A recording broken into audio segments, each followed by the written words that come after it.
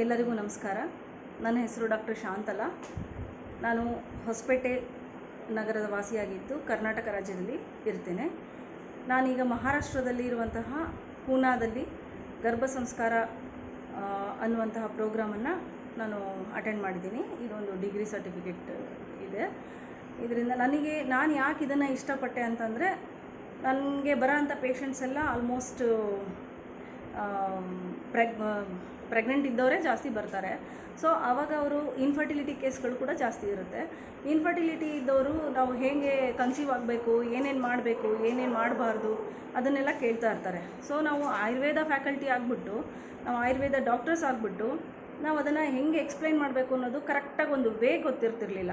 ಏನೇನು ಹೆಂಗೆ ಮಾಡಬೇಕು ಅನ್ನೋಂಥದ್ದು, ಯೋಗ ಇದರಲ್ಲಿ ಯಾವ ಥರ ಹೆಲ್ಪ್ ಆಗುತ್ತೆ ಅನ್ನೋದನ್ನು ನಾವು ಪ್ರಾಕ್ಟಿಕಲ್ಲಾಗಿ ಹೇಳ್ಕೊಡೋಕ್ಕಾಗ್ತಾ ಇರಲಿಲ್ಲ. ಬಟ್ ಈಗ ನಾನು ಕಾನ್ಫಿಡೆಂಟಾಗಿ ಹೇಳ್ಬೋದು, ನಾನು ಹೇಳ್ಕೊಡ್ತೀನಿ ಅಂತ. ನಾನು ಅದ್ರ ಕಡೆ ಜಾಸ್ತಿ ಫೋಕಸ್ ಆಗೋಕ್ಕೆ ಇಷ್ಟಪಡ್ತೀನಿ.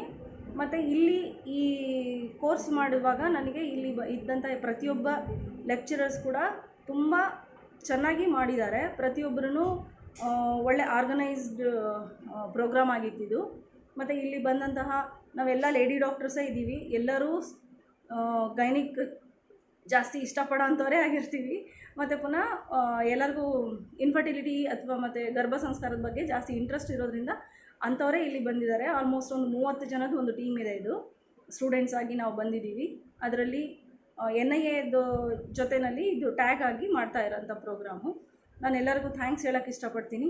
ನನಗೆ ನನ್ನ ಜೊತೆಯಲ್ಲಿ ಫ್ರೆಂಡ್ಸ್ ಥರ ಇದ್ದಂಥ ಎಲ್ಲರಿಗೂ ನಾನು ಥ್ಯಾಂಕ್ಸ್ ಹೇಳೋಕ್ಕೆ ಇಷ್ಟಪಡ್ತೀನಿ. ಎಲ್ಲ ನಮ್ಮ ಪೂನಾ ಟೀಮ್ಗೆ ಮತ್ತು ಪುನಃ ಡಾಕ್ಟರ್ ಯೋಗೇಶ್ ಜೋಶಿ ಸರ್ಗೆ ನಾನು ಧನ್ಯವಾದ ಹೇಳೋಕ್ಕೆ ಇಷ್ಟಪಡ್ತೀನಿ. Thank you very much.